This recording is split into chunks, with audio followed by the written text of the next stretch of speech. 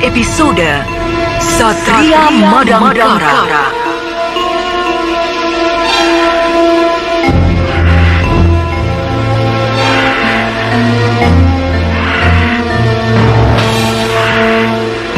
Suatu hari, di atas langit yang jernih, seorang yang begitu tampan dan gagah menaiki seekor burung Raja Wali raksasa.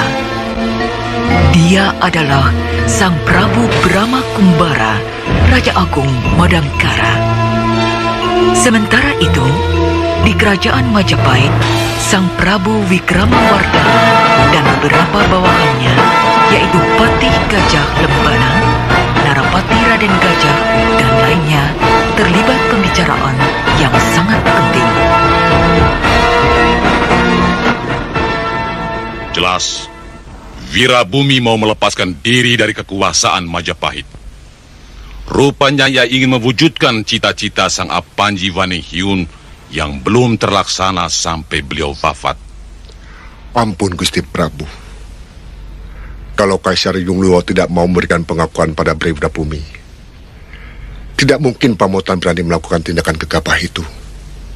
Hal yang sama pernah dilakukan oleh Kaisar Hungwu yang merestui kebebasan negeri Suwarna Bumi dari kekuasaan Majapahit. Alasan lain adalah karena Wirabumi putra Ramanda Hayam Wuruk. Ia merasa paling berhak daripada aku yang hanya seorang menantu. Meskipun seharusnya ia memahami bahwa istriku Putri Permaisuri, sedangkan ia terlahir dari seorang selir. Bagaimanapun juga, dia telah merongrong kewibawaan Majapahit. Apalagi akan kalian laporkan? Kamu, Narapati Raden Gajah? Mata-mata yang hamba kirimkan ke Pamotan melaporkan bahwa Bre Wirabumi sedang mempersiapkan angkatan perangnya secara sungguh-sungguh, Gusti. Utusan Kaisar Yunglo juga terlihat di sana. Mungkin mereka yang membawa cap kerajaan dari perak berlapis emas sebagai tanda pengakuan dari Kaisar kepada Pamotan.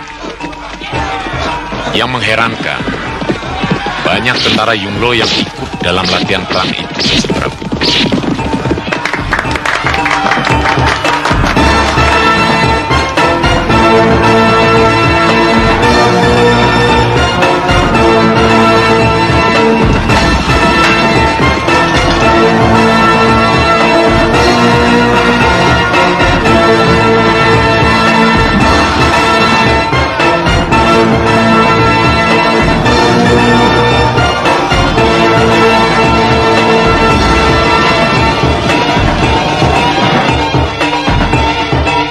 Saatnya sudah dekat. Wirabumi menguasai Majapahit. Seluruh negeri tetangga akan kuberitahu. Kungsi. Apa yang dilaporkan oleh Narapati Raden Gajah itu benar, bahwa Bre Wirabumi mendapat dukungan dari Kaisar Yunglo. Sementara itu, di desa lain, tampak seorang pandai besi yang sudah tua bersama dengan para pembantunya sedang mengamati sebentuk tombak yang masih membara.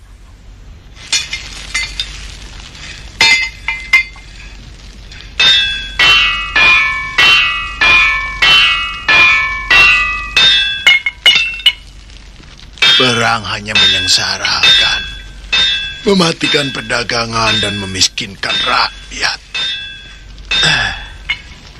Baik yang menang maupun yang kalah.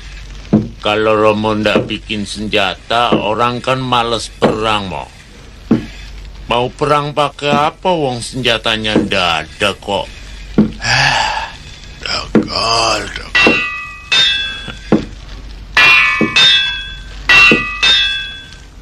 5 orang pasukan berkuda telah sampai di sebuah tugu perbatasan. Dan pada tugu itu tertempel lempengan batu yang berbentuk tulisan MA yang akan kita kenal dengan Kerajaan Madangkara. Para pasukan berkuda itu berhenti tepat dekat tugu. Salah satu dari mereka kita kenal sebagai Hulu Balang Rowe, prajurit Pamotan. Hop! Kita sudah sampai di perbatasan Madangkara. Belum lagi para prajurit Pamotan itu beranjak, terdengar suara derap kaki kuda dari arah lain mendekat. Ternyata mereka adalah 3 orang utusan dari Majapahit. Orang-orang Pamotan.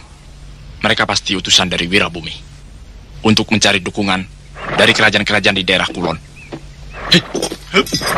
Melihat 5 orang prajurit Pamotan juga datang ke Madangkara untuk menemui Prabu Brahma Kumbara. Maka Hulu Balang Ludaka menjadi geram. Mau apa kalian? Menghentikan tugas kalian. Serahkan surat itu padaku. Kalian tidak berhak untuk menghalangi tugas kami. Minggir! Perkelahian pun terjadi. Mereka saling lompat dari atas kudanya.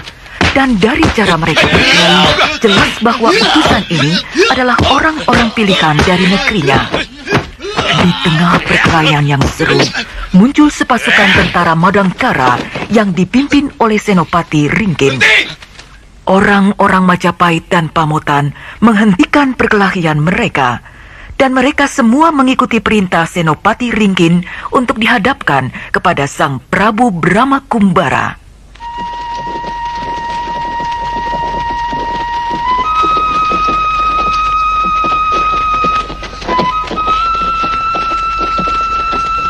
Mestinya kamu tidak boleh selalu memaksakan kehendak, Mantili. Sekarang kamu adalah seorang istri, bukan lagi Dewi Mantili si pedang setan yang selalu bertindak seenaknya. Ada orang lain jadi pimpinanmu, suamimu.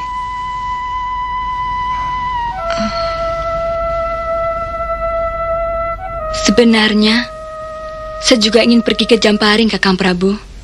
Sudah 3 bulan kita belum ke sana. Mungkin Anda bentar juga sudah rindu sama Kakang Prabu. Dinda Pramita mestinya juga begitu. Atau kita sama-sama ke sana.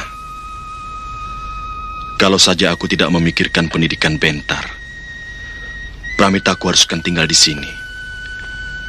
Lebih bijaksana kalau istri-istriku berkumpul. Sang Prabu Brahma Kumbara sedang bercengkrama dengan adiknya Dewi Mantili, Gotawa, dan istrinya Harnum. Belum selesai Sang Prabu bicara, terlihat Senopati Ringkin datang menghadap. Ada apa, Senopati? Maaf, Gusti Prabu. Kami telah menangkap 8 orang dari Majapahit dan Pamotan yang sedang bertikai di perbatasan Madangkara. Mereka ingin menghaturkan surat dari raja mereka masing-masing. Hadapkan pimpinan mereka satu-satu. Daulat, Gusti Prabu.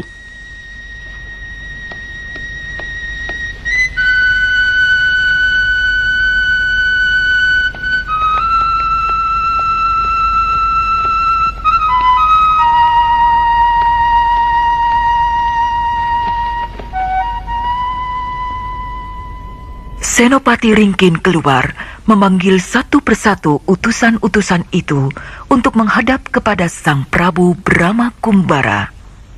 Ada pesan dari rajamu. Daulat, Gusti. Hamba diutus untuk menyampaikan ini. Kamu boleh pulang. Saya akan mengutus orang untuk menyampaikan suratku pada rajamu Brewirabumi. Terima kasih, Gusti. Hamba mohon pamit. Brahma mengangguk arif, dan Panglima Rowe meninggalkan tempat. Kakang Brahma, kalau boleh tahu, apa isi surat itu? Sulit menentukan pilihan. Brewirabumi minta dukungan kita untuk melepaskan diri dari kekuasaan Majapahit. Memberontak? Akhirnya akan ke sana. Sebab tidak mungkin Majapahit akan membiarkan negeri bawahannya berdiri sendiri. Kalau sampai terjadi, ini merupakan malapetaka bagi kerajaan besar itu. Mungkin Brewirabumi merasa lebih berhak menguasai tahta daripada Prabu Wikramawardhana. Saya kurang mengerti.